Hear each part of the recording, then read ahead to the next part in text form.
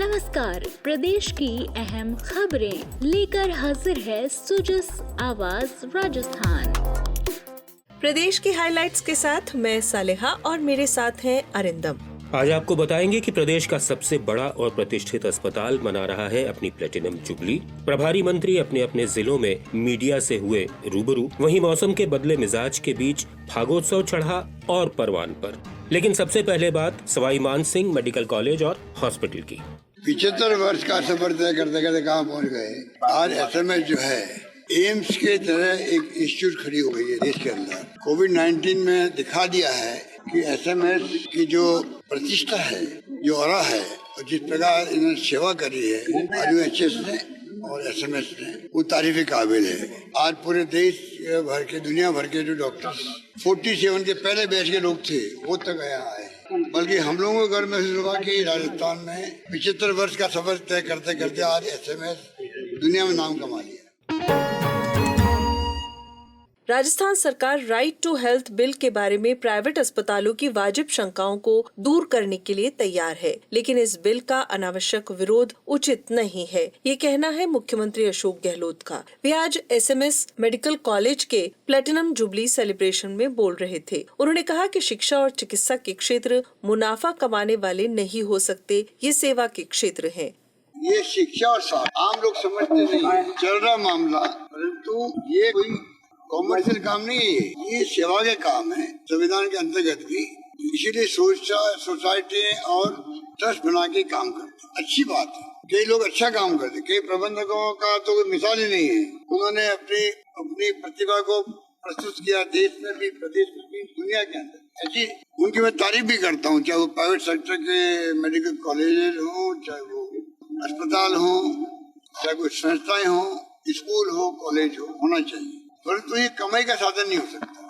और उसके बावजूद भी जो आप जिस प्रकार का राइट टू हेल्थ का विरोध कर रहे हो, मैं उचित नहीं मानता। मैं उनसे अपील करना चाहूंगा कि आपकी जो शंकाएं हैं, वाजिब शंकाओं को हम दूर कर देंगे। हम भी नहीं चाहेंगे आप इनसिक्योर फील करो, आप भी सेवा का काम कर रहे हो। हम चाहेंगे आपकी सेवाओं का उपयोग समाज को मिले, सरकार आपके साथ में खड़ी मिलेगी आप, परंतु अनावश्यक विरोध करना उचित नहीं है मेरा।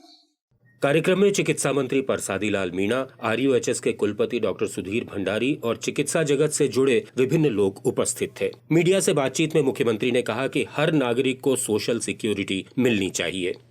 देखिए, लाना चाहिए प्रधानमंत्री जी को right to social security. Hindustan के हर नागरिक को सोशल सिक्योरिटी मिलनी चाहिए, जिंदगी आराम से बसर कर सके अंतिम सांस तक आदमी। ये मैंने प्रधानमंत्री को पत्र भी लिखा है। बार बार मैं अपील कर रहा हूँ कि right to social security act लाए पार्लियामेंट के अंदर। आरटीआई लेके आए, नरेगा लेके आए, फूड सिक्योरिटी एक्ट लेके आए, एक के बाद एक कानून बनाए, उसका लाभ पूरे देशवासियों को मिल रहा है। उसी ढंग से एक कानून बनना चाहिए, सोशल सिक्योरिटी एक्ट का बनना चाहिए। क्रेडिट कोऑपरेटिव सोसाइटी की गड़बड़ियों पर सीएम ने कहा, वो कहते थे आप तो हमें आंखों में आंसू आ गए हम सबके, जब वो आए जोधपुर में और जिस प्रकार जयपुर में आए थे। बूढ़े बूढ़े लोग, बुजुर्ग महिलाएं, कुछ सोच नहीं सकता। उनकी सारी कमाई इकट्ठी हुई, बेटियों की शादी करनी गई, लोग क्या क्या किससे बताएं। वो सब लोग बेचारे रो रहे थे। इनको उनमें उनके आंसुओं पे भी शर्म नहीं आती, दया भी नहीं आती। इनको चाहिए तो गरीबों का इश्यू नेशनल लेवल बनेगा। ये स्टेट कोऑपरेटिव सोसाइटी है, ये जो ये गबले किए इन्होंने, स्टेट की होती तो हम उस ढंग से निपटते इनसे। ये निपटने का काम केंद्र सरकार का है। 5 बार हम लिख चुके ईडी वालों को, भाई आप कम से कम हमें सब इन्फॉर्मेशन दो, इस केस को ले। लेकिन नहीं रहे वो लोग। हमारी सरकार उनको सेव कर सकती है अगर वो चाहते हैं कुछ किस प्रकार से हम सब मिलके उनका चुकारा करें। हमारा बताना हमारा फर्ज बनता है। तो मैं उनसे कहना चाहूंगा, आप फिर भी स्टेट गवर्नमेंट को सहयोग चाहिए। स्टेट गवर्नमेंट आपको पूरा सहयोग देगी। आप पैसा दिलवाइए गरीबों को। वो कहते हमारा बिहार गया, आप तो हमारा मूल पैसा दिलवा दीजिए, कम से कम अपनी बेटियों की शादी कर लें। एक आदमी बूढ़े आदमी है, 5 उसे स्टंट लगने हैं, उसे जिद पकड़ रखी है बेटे के साथ। बेटा क्या मैं करवा दूंगा, आपका स्टंट लगवा दूंगा। वो नहीं नहीं, मुझे वो पैसा वापस मिलेगा, उसी पैसे से मैं स्टंट लगाऊंगा। ऐसे किस्से कहानी है।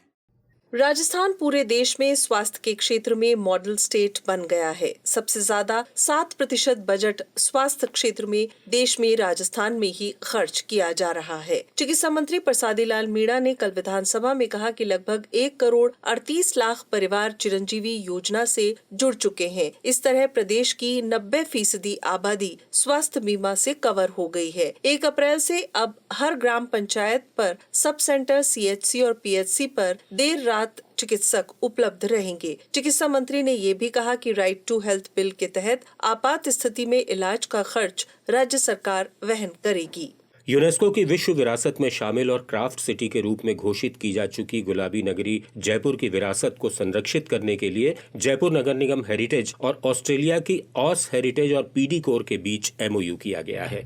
इस मौके पर नगरीय विकास के लिए राजस्थान सरकार के सलाहकार GS संधू ने कहा कि इसके लिए सभी को सक्रिय भागीदारी निभानी होगी और आने वाले वर्षों में स्पेशल हेरिटेज प्लान के लिए मंथन करना होगा।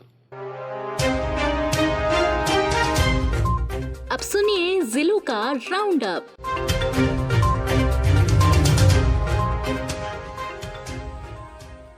चित्तौड़गढ़ में गौरा बादल स्टेडियम का नव निर्माण होगा। इस पर 5.25 करोड़ रुपए खर्च किए जाएंगे। राजस्थान धरोहर प्रोन्नति प्राधिकरण के अध्यक्ष सुरेंद्र सिंह जाड़ावत और जिला कलेक्टर अरविंद कुमार पोसवाल की मौजूदगी में निर्माण और विकास के कामों का शिलान्यास किया गया। इस मौके पर जिला कलेक्टर ने कहा कि अब पूरे जिले में 50-50 लाख रुपए के 100 स्टेडियम बनाए जाएंगे। प्रदेश में आज विभिन्न जिलों के प्रभारी मंत्री अपने अपने जिलों के दौरे पर रहे। वहां उन्होंने मीडिया कर्मियों से बातचीत की और राज्य बजट में अपने जिले से संबंधित योजनाओं और उपलब्धियों पर चर्चा की। इसी कड़ी में आपदा प्रबंधन मंत्री गोविंद राम मेघवाल आज बीकानेर में मीडिया से रूबरू हुए। उन्होंने कहा कि मुख्यमंत्री ने राजस्थान को देश का सर्वश्रेष्ठ बजट दिया है। इससे हर तबके को बड़ी राहत मिली है। बीकानेर का खास ध्यान रखकर विकास को प्राथमिकता दी गई है। उधर परिवहन मंत्री ब्रजेंद्र ओला ने चूरू में प्रेस वार्ता को संबोधित किया। उन्होंने राज्य बजट में जिले के लिए हुई घोषणाओं की पत्रकारों से चर्चा की। श्री ओला ने कहा कि बजट में हर वर्ग को राहत देने की कोशिश की गई है। हमने महंगाई कम करने की कोशिश की है। जो गैस के दाम आपको पता है कि बेतहाशा बढ़ रहे हैं, उसमें हमने 500 रुपये में उन लोगों को सिलेंडर देने की कोशिश की है जो इसको अफोर्ड नहीं कर सकते थे। हमने जो हमारे NFSA के जो परिवार हैं उनको गेहूँ तो दे ही रहे हैं, उसके अलावा और जो उनके उपयोग की सामग्री है उसको भी फ्री में देने की कोशिश करी है। हमने कोशिश करी है इंदिरा रसोई के माध्यम से कि महंगाई का भार लोगों पर कम पड़े। हमने जो हमारी बिजली के जो घरेलू उपभोक्ता हैं उनको 50 यूनिट किया था, 100 यूनिट की कर दिया और किसानों को 2000 यूनिट कर दिया। ये हमारे वो कदम है जो महंगाई को कम करने वाले। इसके अलावा हमने कोशिश ये करी है कि पब्लिक की जेब में पैसे आए, चाहे वो मनरेगा का में 125 दिन का काम करने का है, चाहे वो इंदिरा शहरी योजना है। इसके अलावा हमने जो हमारे सोशल सेक्टर में सुविधाएं पेंशन दे रहे हैं उसको भी बढ़ाने का काम किया है। ओल्ड पेंशन स्कीम लागू करके भी महंगाई का मार कम करने की कोशिश की है।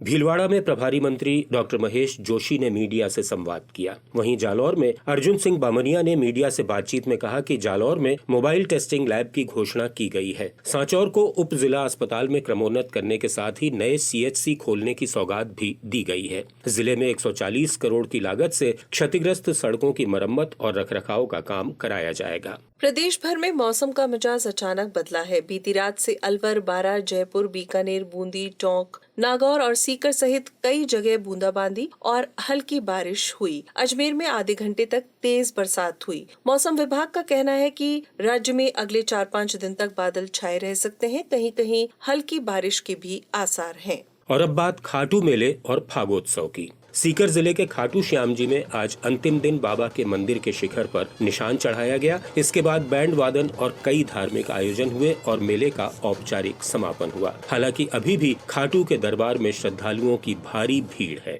अजमेर जिले के पुष्कर में आज से अंतर्राष्ट्रीय होली महोत्सव का आगाज हुआ। ये 7 मार्च तक चलेगा। आरटीडीसी अध्यक्ष धर्मेंद्र राठौड़ ने बताया कि सरोवर पर महाआरती और भजन संध्या के साथ इसका शुभारंभ हुआ। उधर चूरू का मशहूर फागोत्सव भी परवान पर है। यहाँ कई स्थानों पर शेखावाटी के प्रसिद्ध गींदड़ नृत्य के अखाड़े लगाए गए हैं। चंग, डप और नृत्य की भी धूम है।